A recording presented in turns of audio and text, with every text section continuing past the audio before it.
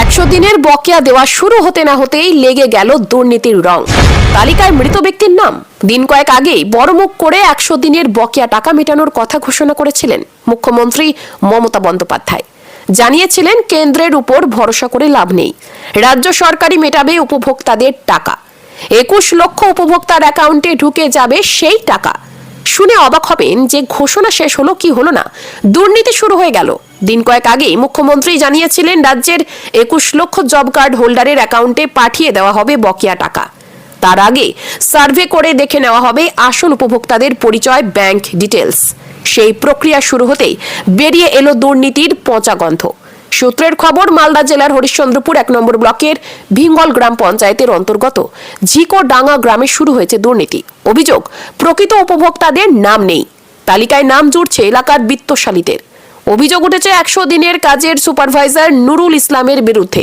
এই অরাজকতার প্রতিবাদ করতে গেলে বিক্ষোভকারীদের হুমকি দেওয়ার অভিযোগ ওঠে সুপারভাইজারের মেয়ের বিরুদ্ধে। উত্তেজনা চরমে উঠতেই বিষয়টি নিয়ে যোগাযোগ করা হয় প্রশাসনের সাথে। যদিও ব্লক প্রশাসনের দাবি এখনো নতুন তালিকা তৈরি হয়নি, সার্ভে চলছে।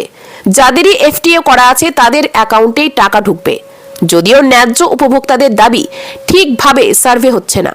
তালিকাতে তাদের নামের জায়গায় নাম রয়েছে অঞ্চল কংগ্রেসের সভাপতি রাহানুল হক, অঞ্চল তৃণমূলের সভাপতি রাশেদুল হক, এক সরকারি কর্মচারী ফজলুল হকের নামও রয়েছে এই তালিকায়।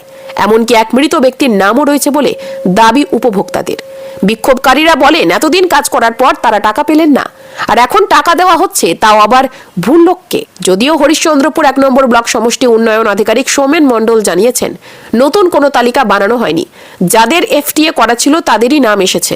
জিন, ঘর বন্ধ, প্রেমে ব্যর্থ, বশীকরণ, বিচ্ছেদ, বিবাহ, ব্যবসা, স্বামী স্ত্রীর অশান্তি, বিদ্যা, শত্রু দমন, বাতের ব্যথা, গ্যাস, সুগার, সমস্ত কাজের জন্য যোগাযোগ করুন মাওলানা নুরুল আমিন সাহেবের তদবিরখানায়। আমাদের এই হোয়াটসঅ্যাপ নম্বরে 9775237665।